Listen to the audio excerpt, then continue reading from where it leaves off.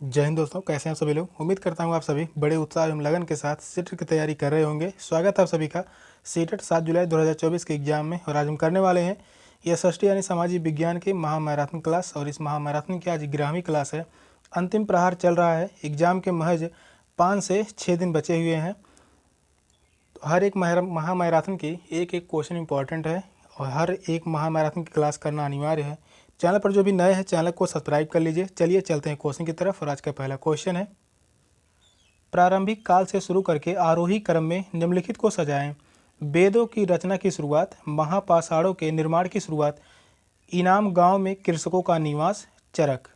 चारों ऑप्शन दिए गए हैं। इन चारों ऑप्शन में से कौन सा ऑप्शन राइट होगा। आरोही क्रम में सजाना है तो इन चारों ऑप्शन में से कौन सा ऑप्शन राइट होगा।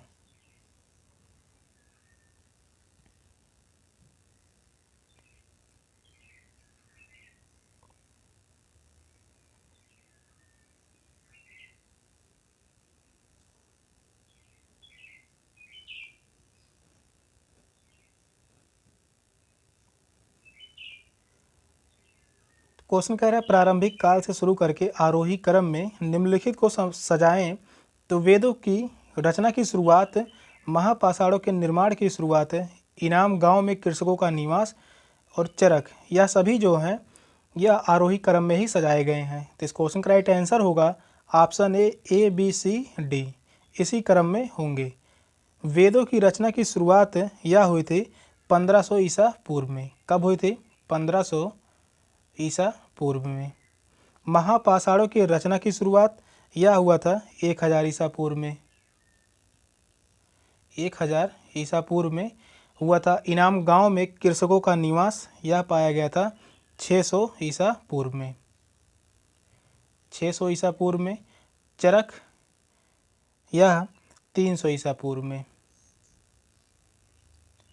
तो इस क्वेश्चन का राइट आंसर होगा ऑप्शन ए, फर्स्ट ऑप्शन राइट है। नेक्स्ट क्वेश्चन है,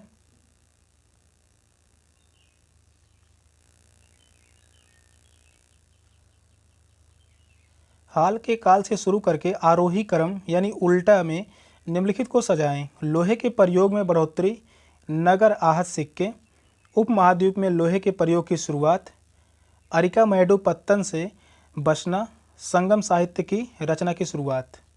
ऑप्शन है किस ऑप्शन में अवरोही क्रम में सजाए गए हैं।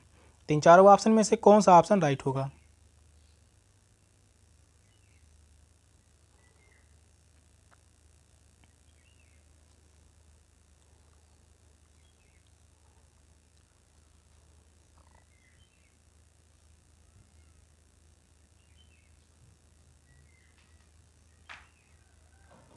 क्वेश्चन कह रहा है हाल के काल से शुरू करके अवरोही क्रम में सजाना है।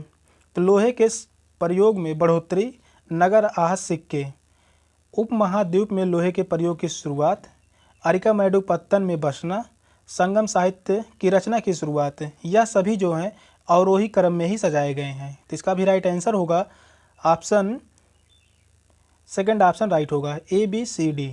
यह सभी जो हैं अवरोही क्रम में ही सजाए गए हैं। लोहे के प्रयोग में बढ़ोतरी, नगर आहत सिक्के, इसका जो साक्ष्य मिला है 1200 ईसा पूर्व में। उपमहाद्वीप के लोहे के प्रयोग की शुरुआत जो हुई है वह 900 ईसा पूर्व में। 900 ईसा पूर्व में। अरिकामेडु पत्तन में बसना यह जो है 400 ईसा पूर्व में। 400 ईसा पूर्व में। संगम साहित्य की रचना की शुरुआत यह हुई थी 300 से 300 ईस्वी तक, यानी 300 ईसा पूर्व से 300 ईसा पूर्व से 300 ईस्वी तक। तो इस क्वेश्चन का राइट आंसर होगा ऑप्शन बी, सेकंड ऑप्शन जो है वह राइट है। नेक्स्ट क्वेश्चन है,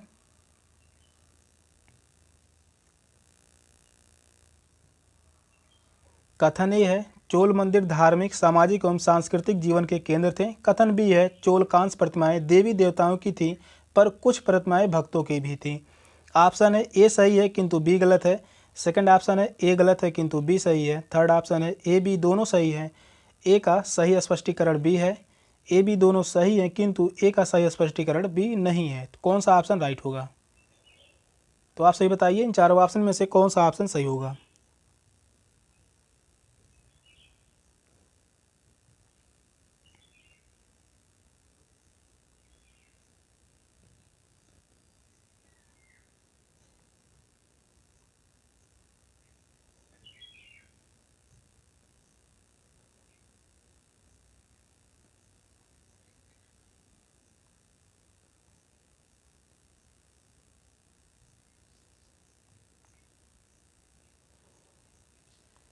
चोल मंदिर धार्मिक, सामाजिक एवं सांस्कृतिक जीवन के केंद्र थे।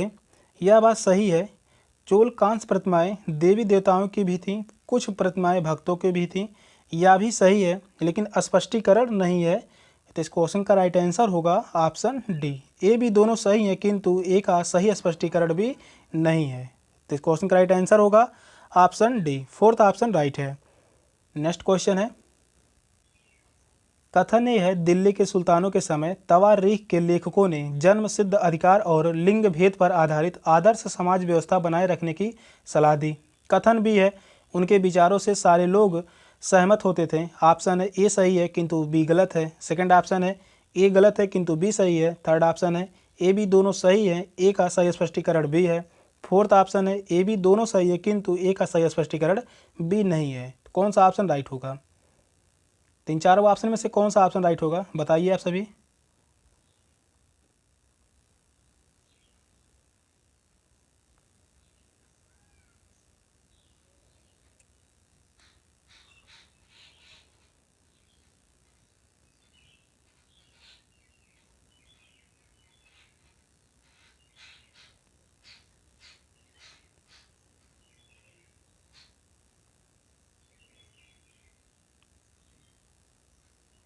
तो दिल्ली के सुल्तानों के समय तवारीख के लेखकों ने जन्म सिद्ध अधिकार और लिंग भेद पर आधारित आदर्श समाज व्यवस्था बनाए रखने की सलाह दी। तो यह बात सही है। पहला कथन सही होगा, उनके विचारों से सारे लोग सहमत होते थे। यह बात गलत है, कुछ ही लोग सहमत होते थे, बाकी लोग सहमत नहीं थे। तो दूसरा कथन जो है वह गलत है। इस क्वेश्चन का राइट आंसर होगा ऑप्शन ए सही है, किंतु बी गलत है। तो इस क्वेश्चन का राइट आंसर होगा ऑप्शन ए। नेक्स्ट क्वेश्चन है, कथन ये है, रजिया ने अपने अभिलेखों में अपना नाम पुरुषों जैसा लिखकर अपने पुरुष होने का भ्रम पैदा किया। कथन बी है, तवारीख के लेखकों ने सामाजिक तथा लिंग भेद के आधार पर बनाकर यह तर्क दिया कि पुरुष स्त्रियों की तुलना में श्रेष्ठ होते हैं। ऑप्शन है ए सही है, किंतु बी गलत है। सेकंड ऑप्शन है ए गलत है, किंतु बी सही है। थर्ड ऑप्शन है ए बी दोनों सही है, ए का सही स्पष्टीकरण बी है। फोर्थ ऑप्शन है ए बी दोनों सही है, किंतु ए का सही स्पष्टीकरण बी नहीं है। तो कौन सा ऑप्शन राइट होगा? तो बताइए आप सभी, इन चारों ऑप्शन में से कौन सा ऑप्शन राइट होगा?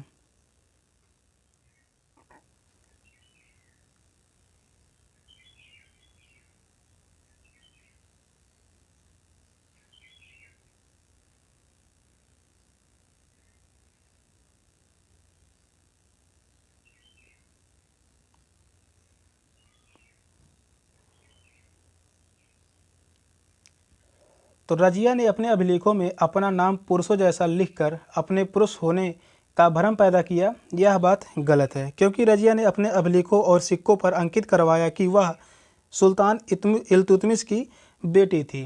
कथन भी है, तवारीख के लेखकों ने सामाजिक तथा लिंग भेद के आधार पर बनाकर यह तर्क दिया कि पुरुष स्त्रियों की तुलना में श्रेष्ठ होते हैं। यह बात जो है यह सही था। कथन बी जो है वह सही है, कथन ए गलत है। तो इस क्वेश्चन का राइट आंसर होगा ऑप्शन बी। ए गलत है, किंतु बी सही है। तो इस क्वेश्चन का राइट आंसर होगा ऑप्शन बी। सेकंड ऑप्शन जो है वह राइट है। नेक्स्ट क्वेश्चन है, कथन ये है, अकबर, जहांगीर और शाहजहां ने सुलह ए कुल सर्वत्र शांति के विचार को शासन का सिद्धांत बनाया। कथन बी है, विभिन्न धर्मों से जुड़े हुए व्यक्तियों के साथ विचार विमर्श से अकबर की समझ बनी कि जो विद्वान धार्मिक रीति और मताधनता पर बल देते हैं वे अक्सर कट्टर होते हैं। कौन सा कथन सही होगा? ऑप्शन जो दिए गए हैं वही ऑप्शन है, ए सही है, किंतु बी गलत है। ए गलत है, किंतु बी सही है। ए बी दोनों सही हैं, ए का सही स्पष्टीकरण जो है वह बी है। ए बी दोनों सही हैं, किंतु ए का कारण जो है वह बी नहीं है। कौन सा ऑप्शन राइट होगा? क्वेश्चन को ध्यानपूर्वक पढ़िए और सही आंसर दीजिए। तीन चारों ऑप्शन में से कौन सा ऑप्शन राइट होगा?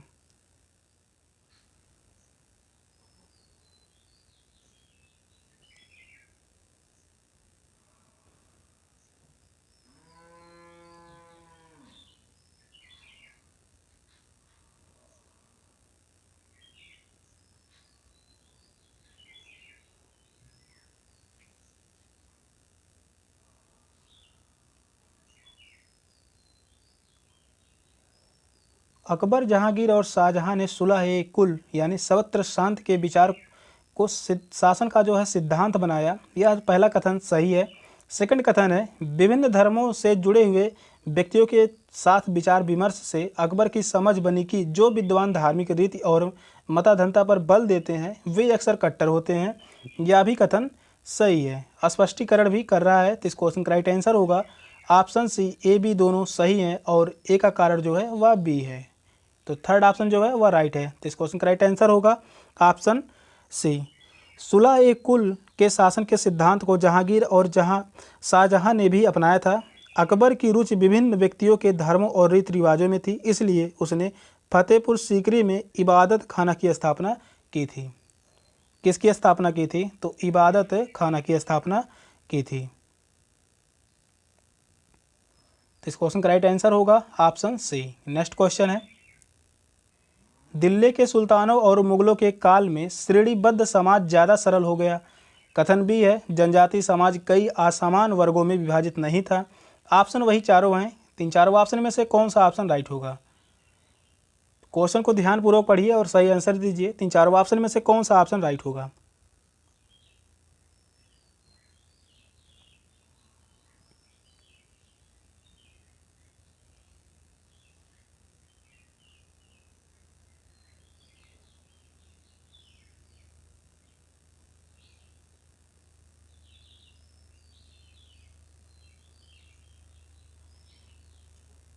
तो दिल्ली के सुल्तानों और मुगलों के काल में श्रेणीबद्ध समाज ज़्यादा सरल हो गया था, यह बात जो है गलत है। पहला कथन जो होगा वह गलत होगा, क्योंकि दिल्ली के सुल्तानों और मुगलों के काल में श्रेणीबद्ध समाज जो है वह ज़्यादा जटिल हो गया था।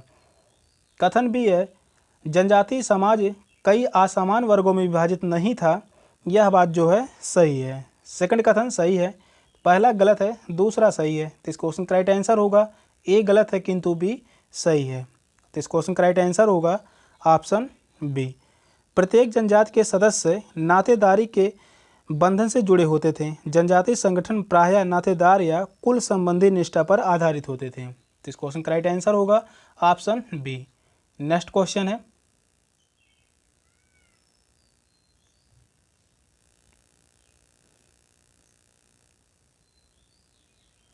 बहादुर शाह जफर ने मुखियाओं और शासकों को चिट्ठी लिखकर अंग्रेजों से लड़ने के लिए भारतीय राज्यों का एक संघ बनाने का आह्वान किया। कथन भी है, बहादुर शाह जफर ने 1857 के बगावत को अपना समर्थन देने के फैसले ने स्थिति रातों रात पीड़ित बगावतियों के पक्ष में बदल दी। ऑप्शन है ए सही है किंतु बी गलत है। ए गलत है किंतु बी सही है। ए बी दोनों सही है। ए ने बी को सुनिश्चित किया। फोर्थ ऑप्शन है ए बी दोनों सही है किंतु ए और बी के बीच कोई संबंध नहीं है। कौन सा ऑप्शन राइट होगा? क्वेश्चन को ध्यानपूर्वक पढ़िए और बताइए इन चारों ऑप्शन में से कौन सा ऑप्शन राइट होगा।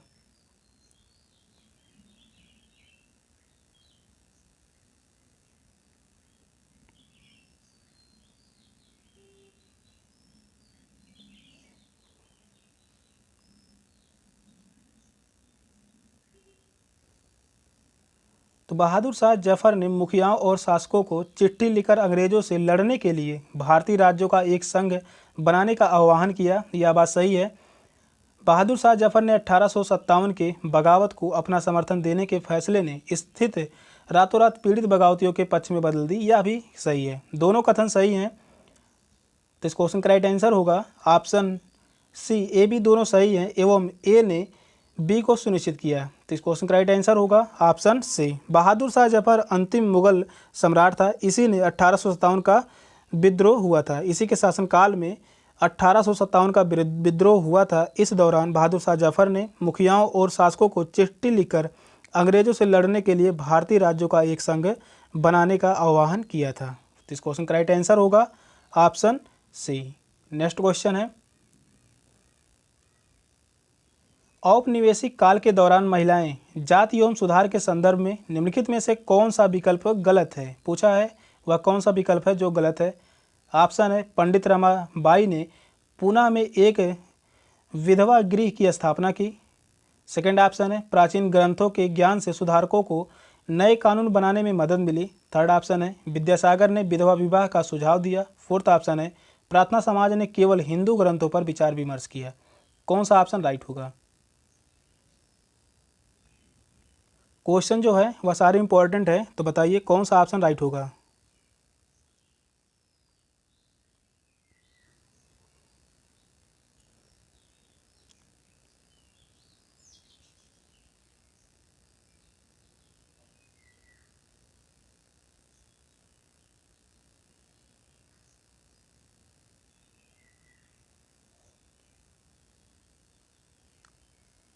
क्वेश्चन कह रहा है औपनिवेशिक काल के दौरान महिलाएं जाति एवं सुधार के संदर्भ में निम्नलिखित में से कौन सा विकल्प जो है वह गलत है। तो पंडित रमाबाई ने पुणे में एक विधवा गृह की स्थापना की, यह बात सही है। प्राचीन ग्रंथों के ज्ञान से सुधारकों को नए कानून बनाने में मदद मिली, यह भी सही है। विद्यासागर ने विधवा विवाह का सुझाव दिया, यह भी सही है। प्रार्थना समाज ने केवल हिंदू ग्रंथों पर विचार विमर्श किया, यह बात गलत है। फोर्थ ऑप्शन जो है वह गलत है। पूछा था कौन सा ऑप्शन गलत है, तो इस क्वेश्चन का राइट आंसर होगा ऑप्शन डी। प्रार्थना समाज की स्थापना जो है वह 1867 में हुई थी। प्रार्थना समाज की स्थापना 1867 में हुई थी। इसकी स्थापना जो है आत्मारंग पांडुरंग ने किया था। इसका उद्देश्य था एकेश्वरवाद और समाज सुधारक था। इसका जो उद्देश्य था वह केवल हिंदू ग्रंथों पर नहीं बल्कि एकेश्वरवाद में विश्वास रखता था। एकेश्वरवाद में विश्वास रखता था, तो इस क्वेश्चन का राइट आंसर होगा ऑप्शन डी। यही ऑप्शन गलत है। नेक्स्ट क्वेश्चन है, तेलंगाना राज्य पहले भारत के किस राज्य का हिस्सा था? मध्य प्रदेश का, कर्नाटक का, महाराष्ट्र का या आंध्र प्रदेश का? कौन सा ऑप्शन राइट होगा?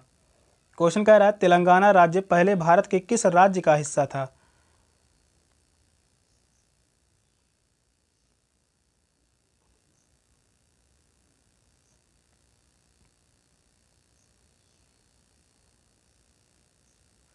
तो तेलंगाना राज्य या पहले भारत के आंध्र प्रदेश राज्य का हिस्सा था। तो इस क्वेश्चन का राइट आंसर होगा ऑप्शन डी। तेलंगाना जो है वह आंध्र प्रदेश का हिस्सा था। तेलंगाना की स्थापना जो है भारत के 29वें राज्य के रूप में हुआ था। तेलंगाना की स्थापना भारत के 29वें राज्य के रूप में हुआ था और यह आंध्र प्रदेश से अलग 2 जून 2014 को हुआ था। आंध्र प्रदेश से कब अलग हुआ था? तो वह 2 जून 2014 को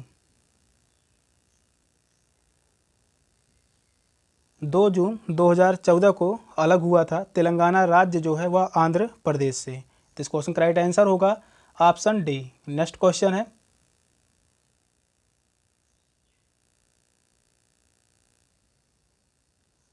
निम्नलिखित कथनों पर ध्यान दें और लोकतंत्र में संचार माध्यम की सही भूमिका का चयन करें।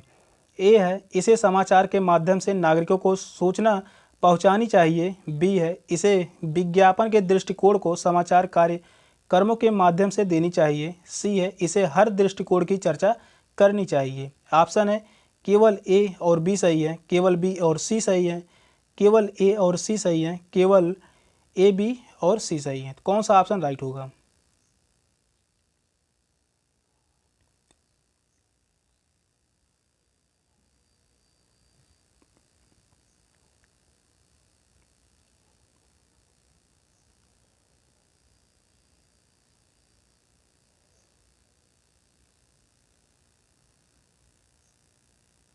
क्वेश्चन कह रहा है लोकतंत्र में संचार माध्यम की सही भूमिका का चयन करें। इसे समाचार के माध्यम से नागरिकों को सूचना जो है वह पहुंचानी चाहिए, यह बात सही है। इसे विज्ञापन के दृष्टिकोण से समाचार कार्यक्रमों के माध्यम से देनी चाहिए, यह बात जो है गलत होगी। इसे हर दृष्टिकोण की चर्चा करनी चाहिए, यह भी सही होगा। ए और सी सही है, तो इस क्वेश्चन का राइट आंसर होगा ऑप्शन सी, केवल ए और सी सही है। थर्ड ऑप्शन जो है वह राइट है। नेक्स्ट क्वेश्चन है,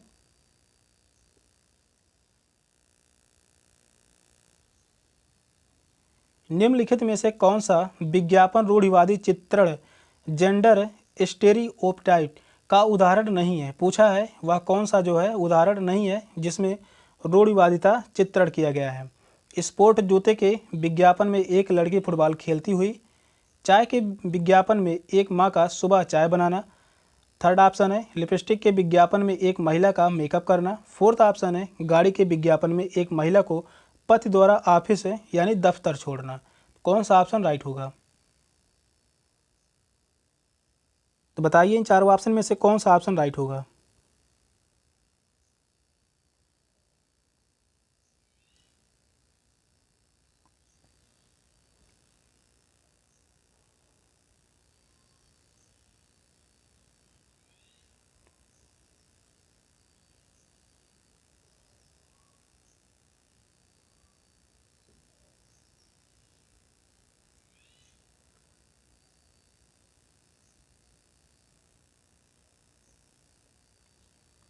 तीन चारों ऑप्शन में से किसमें रूढ़िवादिता का उदाहरण नहीं है? तो वह है स्पोर्ट जूते के विज्ञापन में एक लड़की फुटबॉल खेलती हुई। तो इस क्वेश्चन का राइट आंसर होगा ऑप्शन ए, इसी में रूढ़िवादिता नहीं है। चाय के विज्ञापन में एक माँ का सुबह चाय बनाना, यह बात जो है इसमें जो है रूढ़िवादिता है, क्योंकि यहाँ पर कोई भी चाय बना सकता है। लिपस्टिक के विज्ञापन में एक महिला का मेकअप करना, यह भी गलत है। गाड़ी के विज्ञापन में एक महिला को पति द्वारा ऑफिस यानी दफ्तर छोड़ना, यह भी जो है गलत होगा। तो इस क्वेश्चन का राइट आंसर होगा ऑप्शन ए। नेक्स्ट क्वेश्चन है, दिए गए लक्षणों ए और बी के आधार पर महाद्वीप की पहचान करें।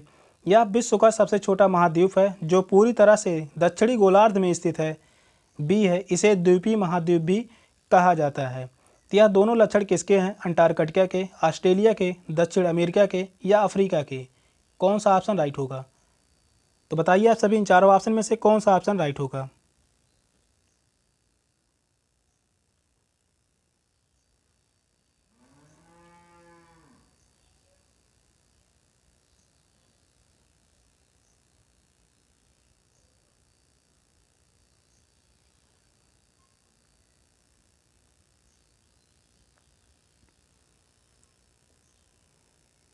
तो यह विश्व का सबसे छोटा महाद्वीप है जो पूरी तरह से दक्षिणी गोलार्ध में स्थित है। इसे द्वीपीय महाद्वीप भी कहा जाता है। तो यह दोनों जो बातें हैं यह है ऑस्ट्रेलिया महाद्वीप के बारे में। तो इस क्वेश्चन का राइट आंसर होगा ऑप्शन बी, ऑस्ट्रेलिया महाद्वीप के बारे में यह दोनों कथन कह रहे हैं। ऑस्ट्रेलिया जो है विश्व का सबसे छोटा महाद्वीप है जो पूरी तरह दक्षिणी गोलार्ध में स्थित है। इसे द्वीपीय महाद्वीप भी कहा जाता है। तो इस क्वेश्चन का राइट आंसर होगा ऑप्शन बी। नेक्स्ट क्वेश्चन है, सौर मंडल में हम जैसे जैसे सूर्य से दूर जाते हैं, ग्रहों द्वारा सूर्य के चारों ओर एक परिक्रमण करने की अवधि बढ़ती जाती है। ग्रहों द्वारा सूर्य के चारों ओर एक परिक्रमण करने की अवधि घटती जाती है। ग्रहों का आकार क्रमशः घटता जाता है। सूर्य के बहुत नज़दीक के ग्रह गैस और तरल पदार्थों से बने होते हैं और सूर्य से बहुत दूर स्थित ग्रह चट्टानों से बने होते हैं। कौन सा ऑप्शन राइट होगा? क्वेश्चन को ध्यानपूर्वक पढ़िए और सही आंसर दीजिए। तीन चार ऑप्शन में से कौन सा ऑप्शन राइट होगा?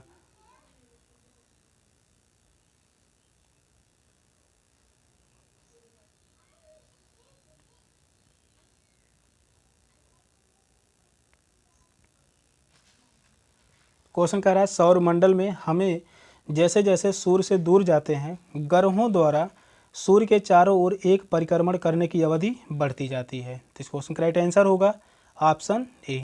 ग्रहों द्वारा सूर्य के चारों ओर एक परिक्रमण करने की अवधि जो है वह बढ़ती जाती है। तो इस क्वेश्चन का राइट आंसर होगा ऑप्शन ए। नेक्स्ट क्वेश्चन है,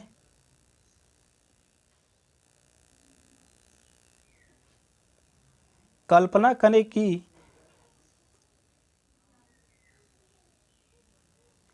कल्पना करें यदि पृथ्वी अपने कक्षीय समतल की ओर नहीं झुकी होती तो प्रदीप्त वृत्त और देशांतर रेखाएं एक दूसरे से मिल जाती। प्रदीप्त वृत्त और अक्षांशीय रेखाएं एक दूसरे से मिल जाती। किसी क्षेत्र विशेष में कोई मौसमी परिवर्तन नहीं होता, किसी क्षेत्र विशेष में ज़्यादा मौसमी परिवर्तन होता। सही विकल्प का चयन करें। ए और सी सही है, ए और डी सही है, बी और सी सही है, बी और डी सही है। तो कौन सा ऑप्शन राइट होगा? तो बताइए आप सभी इन चारों ऑप्शन में से कौन सा ऑप्शन सही होगा? क्वेश्चन जो कह रहा है कल्पना करें यदि पृथ्वी अपने कक्षीय समतल की ओर नहीं झुकी होती तो क्या होता। तो प्रदीप वृत्त और देशांतर रेखाएं एक दूसरे से मिल जाती। प्रदीप्त वृत्त और अक्षांशीय रेखाएं एक दूसरे से मिल जाती, यह बात गलत होगा। किसी क्षेत्र विशेष में कोई मौसमी परिवर्तन नहीं होता, यह बात सही है। किसी क्षेत्र विशेष में ज़्यादा मौसमी परिवर्तन होता है, यह बात गलत है। ए और सी जो हैं वह सही हैं। किस ऑप्शन में है? तो वह है ऑप्शन ए में। तो इस क्वेश्चन का राइट आंसर होगा ऑप्शन ए। फर्स्ट ऑप्शन जो है वह राइट है। सेशन का लास्ट क्वेश्चन था। क्वेश्चन कैसे लगे कमेंट में जरूर बताइएगा। चैनल पर नए हैं तो चैनल को सब्सक्राइब कर लीजिए। मिलते हैं फिर अगली क्लास में, तब तक के लिए बाय बाय, टेक केयर, जय हिंद।